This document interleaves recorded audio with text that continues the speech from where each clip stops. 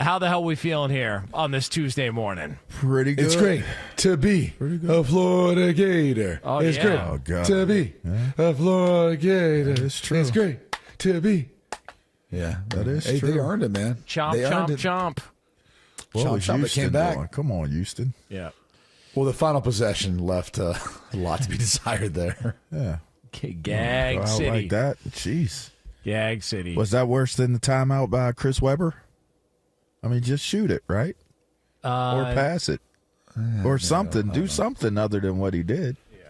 I mean, but it was... it was like the entire team. So like no one wanted to shoot it. Well, yeah, I guess so. I don't know. that was a rough ending, but congratulations to the Florida Gators getting it done. Who, if you had to say best team in the tournament, as far Christ's sake. Well, I mean, second half team for sure. One last time, huh? There you go. Good morning. Damn. I mean, what do you sit back for? You don't want to listen to this song? Come on, Sluther. The ball is tipped. Come on. So bad, man. And there you are. I avoid it every year. You're running for your life. Second the game's over, I'm out. Dang. I don't want to see any of it. That's what I wait for. I wait for this moment. They They play a different version of the song every year. Let me know when the game's over so I can turn it on. Yes. Yes. No. Absolutely. This is so lame. Why? Nothing more overblown than people celebrating that song at the end of the tournament. Like, oh, this is the capper. Like, no, it's over. It just shows your true propensity to be a hater. That's really what this does. Hater. Yeah, you're a hater, bro. And for what? Like, those young men, have worked their asses off to get to this point. Agreed. As stated, probably the hardest tournament to win. Yeah. And just because you weren't the champion doesn't mean that you didn't have memorable moments. Like, all those guys had one shining moment. Yeah. But Florida had the shining moment. Yeah, that has been poisoned by that song every year. Maybe they should finish up the tournament with the song "You Come In" at the 3 a.m. Rammstein? hour. Yeah, there you go. Mindtell to finish up a tournament. Yeah, please. I'd be all in. But the second the game is over, I'm out. Done deal. Although if you did stick around post game, you could hear a little bit of Kelvin Sampson afterwards. Kelvin Sampson did talk about what went on that final play. He talked about what went on that final play and why Houston wasn't able to get up a shot, trailing 2 with the national championship on the line. Yeah, I'm just going through those last 2 possessions more than anything else. It's incomprehensible in that situation. We couldn't get a shot. Got to get a shot. We're down 2, and obviously we didn't need a 3. But, with Emmanuel, we were struggling to score the entire second half. We got good looks, but Florida was doing a good job running us off the line and forcing us to score it. But we didn't score it well enough to win. We scored it well enough to be in a position to win. But it comes down to those at the end. You got to get a shot. You got to do better than that. He sounds like he's laying on the couch. He sounds exhausted. We're half eating pizza and some melted ice cream. Damn. That's what he sounded like. I mean, it was it's an unfortunate conclusion to their tournament. He would have been the oldest head coach to win it, right? I believe so. Yeah. Yeah, I believe that was the narrative going into it. So. But I mean, think about Houston's history in basketball, though. I mean, they've come so close now, 3 separate times, only to fall short. 5 slammer jammer. Yeah, couldn't get it done. Yeah. By the way, I confused the Twin Towers yesterday with the Houston Rockets, not the Houston Cougars. Who were the Twin Towers of the Houston Rockets? Ralph Sampson and Hakeem Olajuwon. Hakeem Olajuwon. Yeah. They called them the Twin Towers? Yeah. Huh. Yeah. Back in the day. Dang, I didn't remember that. Jonas, how is Jim Nance going to take this loss? Was there any cutaways last night? Oh, of course there was. Yeah, of course. Okay. Like, does Houston not have a more famous alum Like, do they not That's have? actually a great question. You want me to look this up? Yeah, Lee. Is Jim Nance the most famous alum? Lee, you want to grok this? Houston's famous alum. Y'all just said Akeem Olajuwon. Yeah, he was there, but he didn't get Clyde Drexler went there. He didn't get a fraction of the cutaway time that Jim Nance got. Is that because he calls the games? No, not anymore. Well, I was also going to say you kind of have to go with non-athletes, right? Like it kind of comes with the territory if you're an athlete. So yeah, it's okay. I've got one. Andre Ware, didn't he go to Houston? Jim Parsons from The Big Bang Theory, which has a way bigger following than I ever realized. So. I have no idea who that is, but that doesn't mean anything. Isn't it Micah's brother? Lil Wayne. Huh? It's Micah's uncle, isn't he? Lil Wayne went to Houston? He actually attended UH briefly. And then he received an honorary degree rather than graduating. Dennis Quaid. Dennis Quaid is a good name. It's a good name. Fred Couples. That's I know that athlete, you know. Yeah. Kenny Rogers. That's a really good name. Yeah, what about Carl Lewis? That's a good name. He went to Houston? Didn't he do the national anthem last night? Yes, he did. Lizzo. And Master P. Oh, okay. Well, Master P went to Houston? Wow. Okay. I can say, Dang. What was that? Dang, sound like you in the restroom. That came from way down under. A good one, though. I mean, but... you know, it was important, and it's no knock on Jim Nance. I love Jim the leader Nance. of the month. One of the all-time greats, but I just feel like, you know, a cutaway to Lizzo might have had more effect on the whole thing. Well, you know. It's like she's a part of a nice movement building up and going on right now. It's like the NFL throws in Taylor Swift, CBS counters with Jim Nance. It's like, okay, well...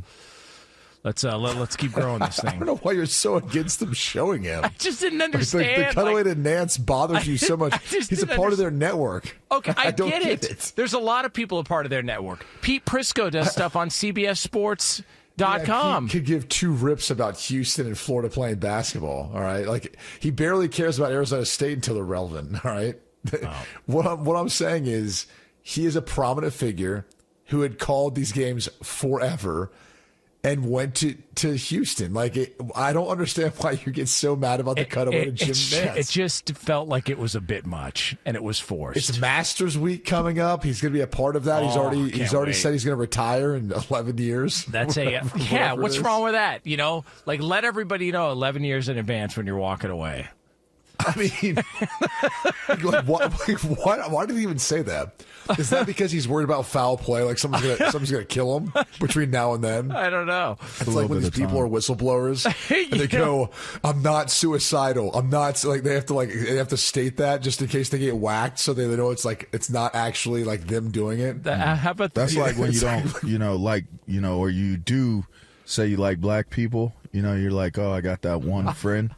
You know, or I listen to the Temptations, you know, and then that dictates, you know, that you're like basically saying I don't like black people, but I do. You know what I mean? Because I listen to the Temptations, or I was listening to the Platters. I was lifting. There you go. The Platters. There you go. See, there you go. Yeah. That's what helps out the case. How that relates? Well, you know, it's because it's kind of like, you know, you try to say something that you know you clearly are, but you're trying to convince people that you're not.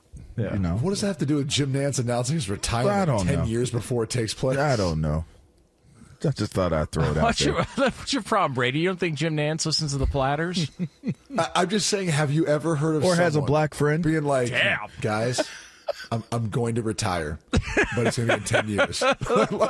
Has anyone ever said, made an official announcement of when their last, big time event would be? But it's also 10 or 11 years from now, whatever he said. I mean, I do wonder, there's probably, guys at CBS that are thinking, oh, man, as soon as he's gone, I'm going to get my shot. Yeah. And then he drops that to us, and they're like, oh, okay. Yeah, we're going to go ahead and look elsewhere. That's what I'm curious about. What's going on? What they got going on the television right now? Is that what it is? Yeah, smash it up, crunch it up, and then sniff it up, huh? Kerry Von Erich, guy partied. And your tighties. Yeah. Okay. Speaking of Houston, believe they're from Texas. So, Are they? Yeah, the Von Erichs. The wrestlers. Yes. Have we heard from Florida yet, by the way? Yeah, we have. Todd Golden, the man of the hour, who, by the way, Florida 1-point spread. Really, it wasn't Donovan that was coaching correctly. No, Billy Donovan no longer with the Florida Gators. Okay. Al Horford was also not starting for Florida last night. But it was no Joakim Noah? No, not him either. Okay. Todd Golden was there discussing the big win for his Florida Gators postgame.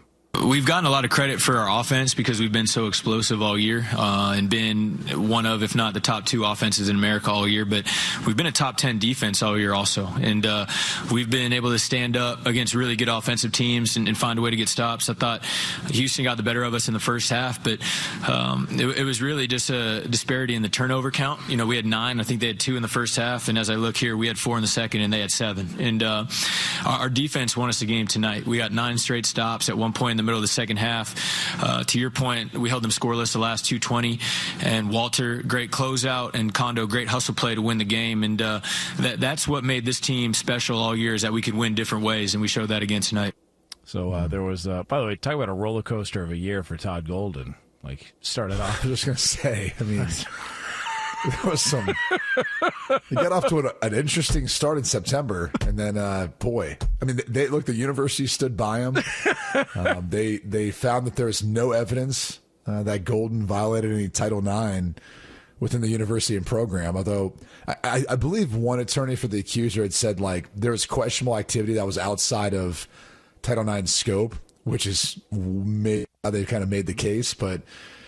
He's a good coach, man. There's a reason they stood by him steadfast. So. I was telling Lee about this. I thought it was funny because back in September, remember there was like this groundswell of, man, Billy Napier's got to go. He's got to go. They got to get rid of Billy Napier. And it's like, well, you know, the schedule's kind of rough. There's a lot going on there. And then all of a sudden, randomly, like the AD came out and like had his back. And it was like, oh, okay, it's kind of weird. Like on a Thursday or Friday, just came out and spoke highly of Billy Napier. And then a day later, this report on Todd Golden comes out. And it's like, oh, okay, well, you got to at least let everybody know that, you know, your confidence is in one coach while the other one's undergoing an investigation. And I swear to God, I just assumed Todd Golden was going to be out. Just based on the reporting, the coverage of it, which just goes to show you got to wait until all the facts come out, because the expectation was they're trying to find whether or not they get rid of him with cause, so on and so forth. And next thing you know, a few months later, the guy's cutting down the nets and winning a national title in San Antonio. Pretty wild. So, crazy. Good for Todd Golden and the Florida Gators. Who had a strong defense on the court and off the court. Wow. Sure did. He ain't lying. Well, hey, Lee, how did we wrap up with the bracket challenge? Yeah, here Lee, who won the hat draw? Ooh, the hat draw. Our favorite thing, that would be me, you guys, because I was heavy on Florida. Yep.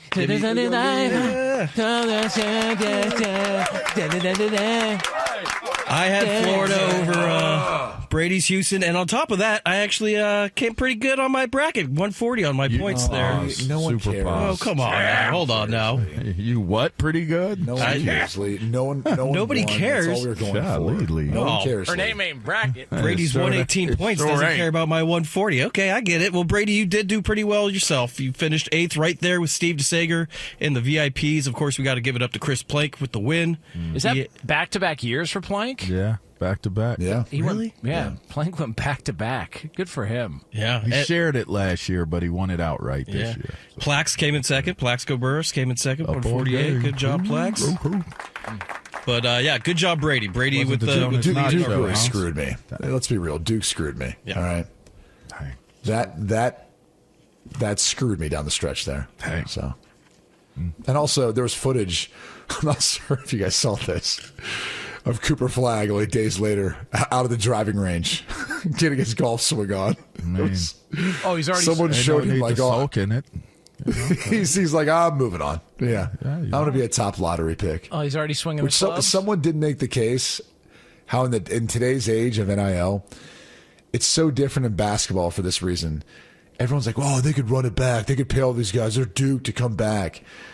And then you actually think about how many max contracts Cooper Flagg, who's 18, gonna be 19 by the time he gets drafted or whatever, plays his rookie year. He could get 3 max contracts by the time he's 30, and maybe get a 4th. Like, $1 billion. It doesn't make any financial sense for him to actually go back to school because of what would be waiting for him in the NBA. He could legitimately be close to $1 billion in contracts if he plays a full NBA career at the level people expect him to. By the time he gets to 35, that is a realistic scenario based on how good he is, the trajectory, and then the fact that he could sign probably 4 max contracts in that time.